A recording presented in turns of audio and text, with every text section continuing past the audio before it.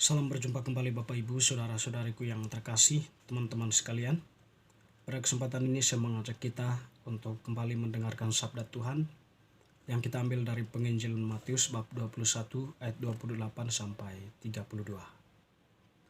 Pemungut-pemungut cukai dan para pelacur akan mendahului kamu masuk ke dalam kerajaan Allah.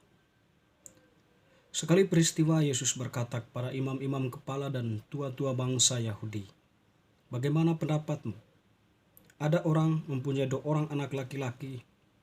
Ia pergi kepada anak yang sulung dan berkata, 'Anakku, pergi dan kerjakanlah dalam kebun anggur hari ini.'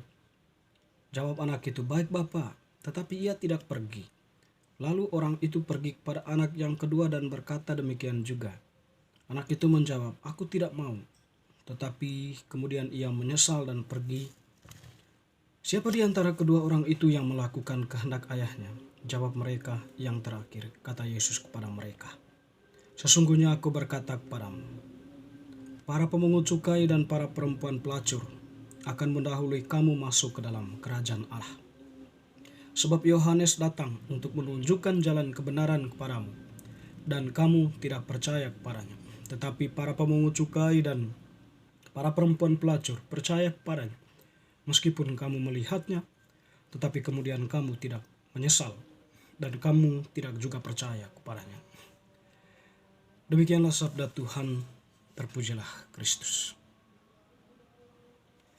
Teman-teman sekalian, Bapak Ibu, saudara-saudariku yang terkasih, penginjil Matius yang kita dengarkan tadi mengisahkan Yesus yang mengkritik imam-imam kepala dan tua-tua bangsa Yahudi.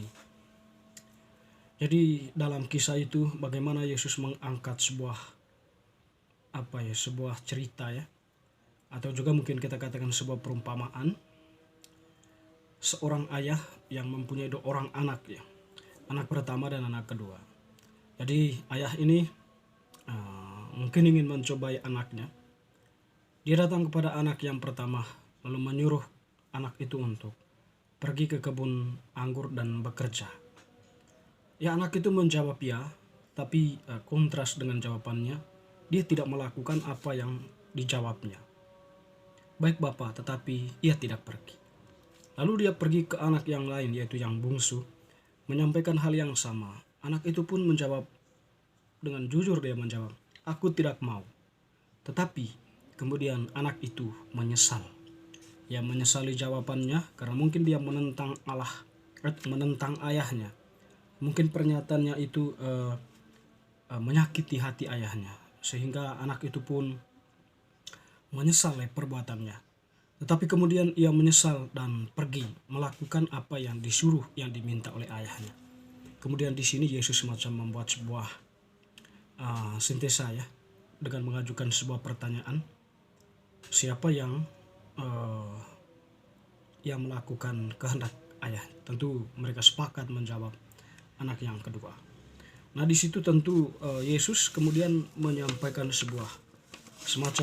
mengungkapkan makna dari perumpamaan itu, bahwa para pemungut cukai dan perempuan pelacur yang mereka anggap sebagai orang-orang berdosa, orang-orang yang menjauh, tidak mengenal Allah, mereka yang memiliki banyak kesalahan dan pelanggaran, melanggar aturan-aturan keagamaan, melanggar aturan tradisi dan banyak hal lain lagi. Jadi mereka itu dianggap sebagai orang yang berdosa dan perlu dijauhkan. Jadi konsep ini ada dalam pikiran mereka, dan itu pun sekiranya mereka menyebarkan atau menyampaikannya itu kepada orang banyak. Tapi di sini Yesus kemudian menyampaikan justru orang-orang yang kamu anggap berdosa itu yang mempunyai hati. Mereka menyesali perbuatan mereka. Menyesali perbuatan mereka, dan mereka digambarkan sebagai anak kedua lalu kembali kepada Allah. Mereka pada awalnya mungkin berdosa, tetapi mereka kemudian menyesali perbuatan mereka dan melakukan apa yang menjadi kehendak Allah. Artinya berbalik dari cara hidupnya yang lama kepada satu cara hidup yang baru, yaitu hidup dalam kebenaran. Tapi sebaliknya orang anak pertama itu ya menjawab ya, tetapi tidak melakukan itu, Yesus mengkritik para imam itu ya, para imam kepala dan ahli-ahli Taurat. Jadi mereka itu ya orang sering mendengarkan sabda Tuhan atau bahkan membacakannya serta memberikan renungan ataupun khotbah. Jadi secara konseptual atau secara teoritis ya mereka menguasai kitab suci, memahami kitab suci, memahami tradisi dengan baik, tetapi mereka tidak melaksanakan atau melakukan apa yang menjadi pesan inti dari kitab suci itu. Bahkan mereka mungkin melawan dan menyimpang dari ajaran itu. Sehingga mereka hanya pandai berkata-kata tetapi tidak pandai dalam mengeksekusi kata-kata itu dalam kehidupan. Atau justru mereka malah yang melakukan kejahatan itu dan tidak bertobat atau tidak menyesali perbuatan mereka. Jadi ini di sini dua tokoh ini ya menjadi sebuah dua tokoh yang kontroversial atau bertolak belakang ya. Karena sikap mereka terhadap kehadiran Allah yang berusaha untuk menyelamatkan manusia, menyelamatkan jiwa-jiwa yang berdosa atau jiwa-jiwa yang berada dalam kegelapan, manusia atau kita semua. Bapak Ibu saudara-saudari, dari gambaran ini mungkin Yesus juga mau mengkritik diri kita masing-masing, saya, Anda, dan semuanya. Bahwa mungkin dalam kehidupan nyata ini ya kita mungkin menganggap selalu benar ya. Kita menganggap orang lain itu tidak selalu benar, atau menganggap orang lain itu ya sebagai orang yang berdosa, ataupun menganggap orang lain itu ya orang yang tidak becus, tidak pandai, atau juga ya mencemoohkan, menjauhkan, serta mungkin kita ada rasa jijik dengan mereka, dengan sesama yang mungkin mereka mempunyai kedudukan dalam masyarakat yang tidak setinggi yang kita harapkan, sehingga kita anggap mereka ya tidak punya apa-apa. Tetapi kita membangga-banggakan diri sebagai orang yang sempurna mungkin ya. Orang yang baik, orang yang taat aturan, orang yang setia pada ini, setia pada itu, melakukan ini, melakukan itu. Tetapi mungkin kalau kita kembali kepada pandangan Yesus, mungkin diri kita lah yang seharusnya perlu merefleksikan diri itu.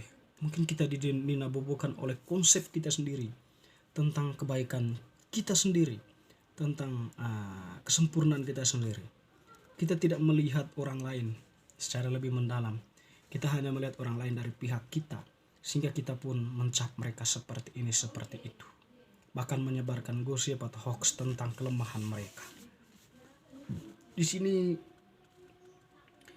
kita tidak tahu, mungkin mereka yang mempunyai hati kepada Tuhan, yang kita anggap tadi tidak ada apa-apanya ya, yang menyesali atau juga mempunyai hati yang tulus kepada Tuhan. Mungkin mereka tampak keluar bahwa mereka itu begitu-begitu, tapi hati mereka senantiasa menaruh harapan mereka kepada Allah, membiarkan Allah membentuk mereka sedemikian rupa, mengasihani mereka meskipun dalam posisi keterpurukan yang mereka alami. Ada sebuah penyesalan mungkin, sedangkan kita yang tadi mencap mereka karena kita sudah menganggap diri sempurna, baik, tidak ada kata penyesalan dalam diri kita, atau tidak ada kata tobat yang memungkinkan kita untuk kembali kepada Allah. Bapak Ibu saudara-saudari, sekiranya pesan bacaan hari ini kepada kita untuk kita kembali ke dalam diri kita, merefleksikan diri kita.